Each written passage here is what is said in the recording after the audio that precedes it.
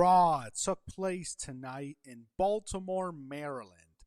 This show was all about the King and Queen of the Ring. The winners of each respective tournament will earn championship opportunities at SummerSlam. And speaking of championships, two were crowned this past weekend, and I'd like to congratulate the Carolina Hurricanes on winning the Stanley Cup. However, I will not be congratulating the team who won the NBA Finals, the New York Knicks, due to the terrible behavior of some of their fans.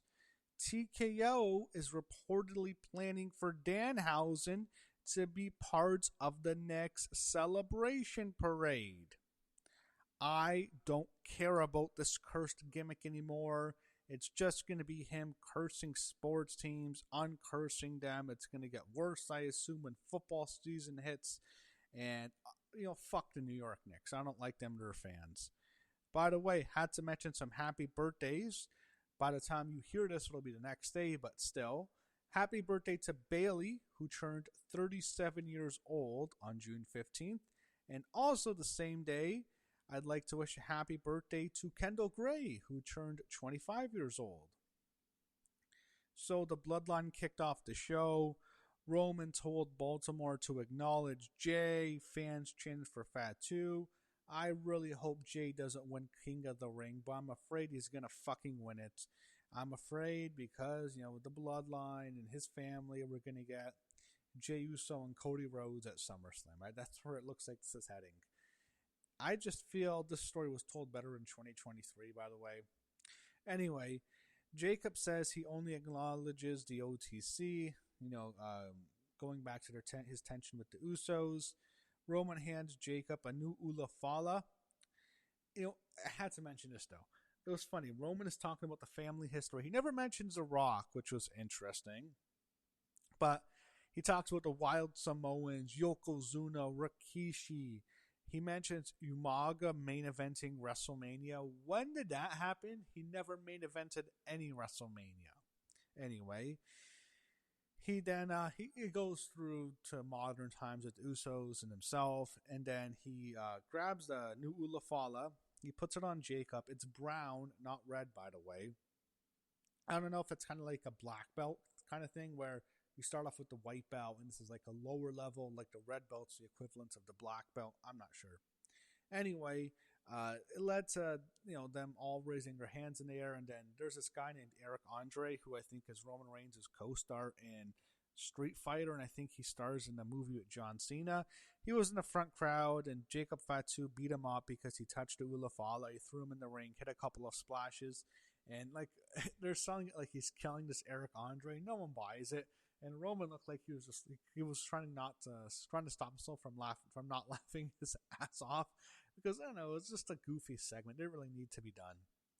Anyway, Io Sky was out next. Then Raquel Rodriguez came out, and we get a Queen of the Ring semi-final match. Winner goes to the finals. Raquel Rodriguez against Io Sky. Io was the best, and I love how one of my favorite spots in the match was when she went for a suicide dive. She hit it, but then Raquel is so strong that she caught her, and I actually like that. I actually think these two had decent chemistry together. Io, she's just tremendous. She won with the Over the Moonsault, and she is now going to the finals at Night of Champions. Backstage, Liv Morgan was walking with Roxanne Perez in the hallway, talking about strategy for Queen of the Ring. They continue to tease tension. I just keep saying this every week. I don't want to sound like a gooner, but there's just something. The two of them look great together on screens. I don't know. Liv's blonde hair, Roxanne dark brunette hair. There's something about it where, I don't know. They make each other look better. They're both 10 out of 10 already. But I think they're just this really good tag team. It's really good to look at. I think they just work well together. I think they have natural chemistry on screen together and the way they look. I like their pairing as a team. Anyway, Liv would walk into, and I hope they don't break them up soon, because that's obviously what's going to happen very soon. Anyway, Liv walked into Danhausen's lair after that. She was trying to seduce him to get him to curse Obafemi, and he made all these demands, and she just left. I'm not sure what the point of this was, just to have, but they had to have Danhausen on the show because of the basketball and the NBA finals and stuff like that. Whatever. We had a Seth, and by the way, they played a Danhausen theme New York Knicks video package, and they showed the merchandise. I don't care. Seth Rollins' video package was next, and then we went to Adam Pearson's office. He was talking to Lyra Valkyria, and she got him to make the match. And Return Bayley are going to challenge for the Women's Tag Team Championships next week. Then after she leaves, LA Knight walked in. He complained about the bloodline for a while. We go backstage. Jackie Redmond, glad to see her back. She interviewed Chad Gable. And I'm glad the NHL season is done. The Hurricanes won the cup, whatever, good. At least we get to have Jackie Redmond back, hopefully full-time on Raw, because she is missed. And Chad was talking about how he needed to make amends, and he walked by Maxine Dupree talking to Austin Theory, and he was almost teasing talking to Maxine, but he didn't. I guess by making amends, it means Otis and Tozawa. And then he makes his entrance. He comes out to new theme music, by the way. Not a big fan of it. I think they needed to change the old one, but I don't know. It just feels like it's so generic. It seems like something you'd hear on the radio. I don't know. We get Chad Gable against Rusev. Chad submitted him to an ankle lock. Ethan Page attacked him afterwards. Then they both beat him up until Rey Mysterio and Dragon Lee made the save. Backstage, Roman was essentially confronted by the Usos about giving Jacob to Ulafala. He explains why. Braun Breaker video package, and now it's set up. He will face Seth Rollins in a steel cage match at Night of Champions. This match kind of came out of nowhere, so this is the end of their feud. I thought Seth beating him in Italy last week, or a couple of weeks ago now, was the end of the feud. Now this is going to be the official end inside a steel cage at Night of Champions. LA Knight was out next. He cuts a promo on being from Maryland. He's saying Baltimore. I don't think he was actually born in Baltimore, but he's from Maryland. He cuts a promo on the Usos, causing Jimmy Uso first to interrupt them. They argued, and Jey Uso came out. They go back and forth. Jimmy separates them from fighting. LA Knight ended up attacking them with a chair. And then Jacob Fatu comes out and he puts LA Knight in a Tongan deathlock. Not a good night for LA Knight, especially in his not his hometown, but it's where he's from. Jacob was yelling at the Usos backstage after the break. Then we got an NXT Origins on Alexa Bliss, and I really like this. I like the NXT Origins. Hopefully, we see it again tomorrow on NXT. Alexa Bliss reminded, like, seeing her come in, the glitter Bliss gimmick. Basically, she's playing like a Disney princess. That gimmick, Tinkerbell, I think that's what it was inspired of, and it made sense because NXT's in Orlando, so theme park. She likes theme parks.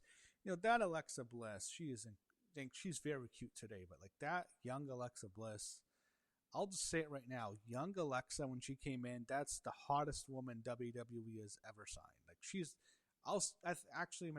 the cutest, like the best looking. I think the cutest woman they've ever signed. Like, I'm just looking at her like she is jaw dropping beautiful. It's like that is such a cute person.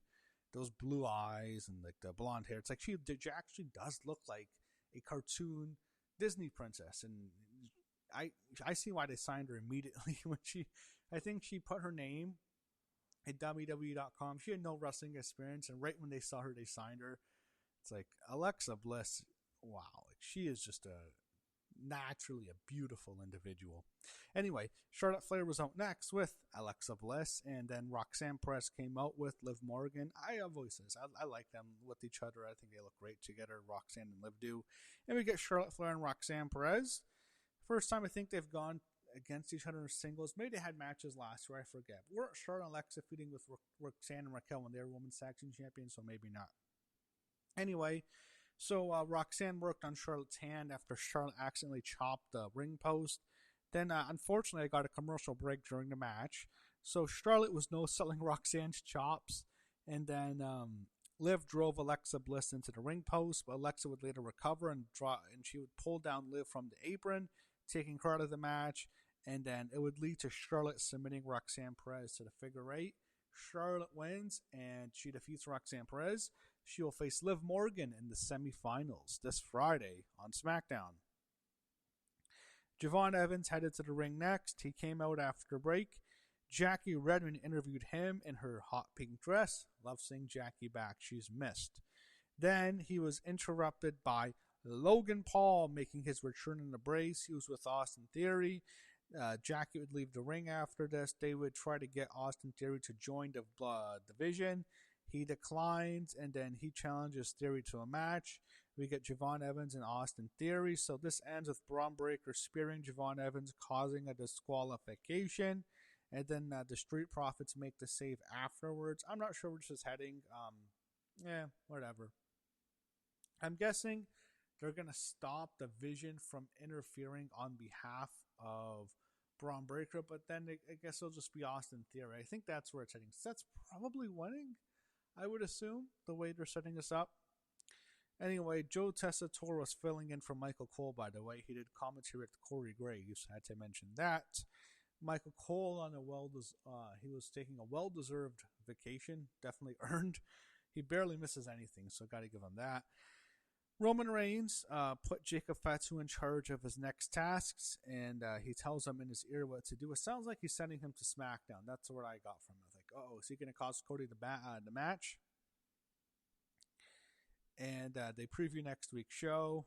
Dominic Mysterio was out next with JD McDonough. Then Obafemi came out afterwards. He got a big pop, and we got our King of the Ring tournament semi-final match, the main event. Dominic Mysterio against Obafemi. Dom was kind of cat and mouse. He ran around the ring until finally he got in the ring. Dom had one hope spot. Wasn't much. Oba won. After the match, Obafemi calls out Brock Lesnar. Eventually, they'll set up their next match together. I think what's likely going to happen, unfortunately, is Brock is going to cost Oba at Night of Champions, and it's going to lead to Jey Uso winning King of the Ring and most likely challenging Cody Rhodes at SummerSlam. That's where I think this is heading. And I hate to say that because that's not what I want to see at all. I don't want to see Jey Uso involved in the title picture. I like Jey Uso as the right-hand man. I hate the Yeet Man. I like Jey Uso and the Usos. I hate him as the world champion. He was one of the worst world champions of all time. I ranted all last year about this guy. He was my worst wrestler of the year. I don't want to see him. I don't think he'll be championing it. I just don't even want to see him in the title picture. But, it's nepotism. It's WWE. It is what it is. It's a consequence of the bloodline. For all the great stuff we got with the bloodline, we're going to have to fucking deal with the Yeet Man again. So, I do think Jey Uso's winning King of the Ring. And that was Raw. They previewed next week's show, by the way, in London. And then that's before Night of Champions. But Raw in Baltimore, I thought it was a pretty good show overall. I like the stuff. I like the Oba stuff. I like the Logan Paul return.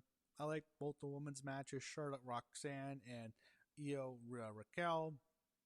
The stuff with the Bloodline I thought was a bit much. But overall, I thought it was a pretty decent show tonight. And we'll see what happens next. And we will soon find out who is going to be the King of the Ring and the Queen of the Ring.